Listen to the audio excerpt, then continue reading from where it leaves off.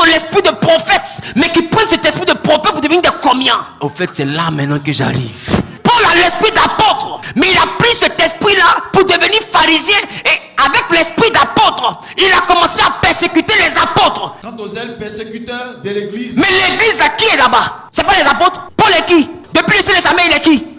Le roi qu'il a reçu, c'est quel roi? Il persécute qui?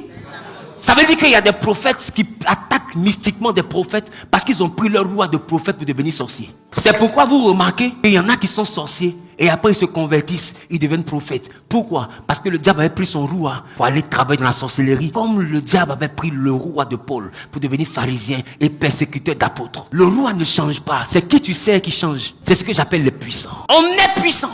Mais quand tu orientes la puissance que Dieu t'a donnée dans ton roi dans la mauvaise direction, tu peux devenir soit persécuteur d'apôtre, ou si tu comprends le pourquoi Dieu t'a donné, tu peux devenir apôtre. Le même était persécuteur d'apôtre, mais il dit depuis le ciel de sa mère, Dieu l'avait déjà mis à part en tant qu'apôtre. Mais il vient au monde, il prend la capacité d'apôtre, le zèle d'apôtre, et avec ce zèle-là, il attaque les apôtres. Il y en a qui prennent la capacité prophétique, l'onction prophétique, le zèle de leur ministère, ils montent sur balai et ils te poursuivent la nuit.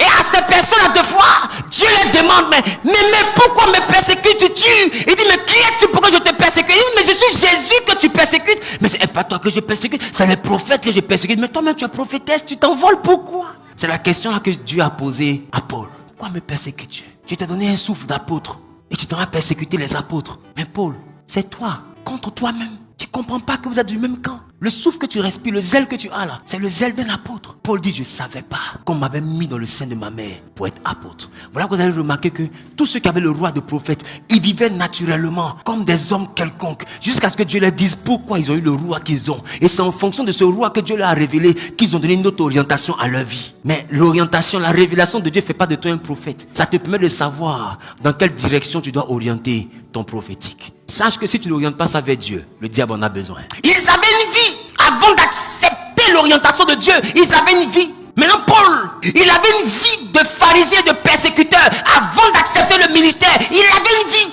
Et dans sa vie là, il faisait le contraire de son travail. Au lieu d'aider les apôtres, lui tuait les apôtres, il les a tapés, il les mettait en prison, il les bastonnait. Jusqu'à ce que Jésus vienne. C'est comme ça, il y a beaucoup ici, et il y a beaucoup dans la ville qui sont des prophètes. Mais jusqu'à présent, sont encore des prostituées. Et puis il y en a qui ne comprennent pas pourquoi. Elle finit, elle est son client, ou bien elle a assisté ses amis en train de boire. Et puis elle dit, toi, si tu ne fais pas attention, tu vas faire accident. J'ai vu que la dernière fois que tu as fait un accident, c'est pas bon. Et puis effectivement, elle fait accident. Et elle dit, non, j'ai un don. Tu n'as pas un don, tu es prophétesse. Mais tu es une prophétesse, péon.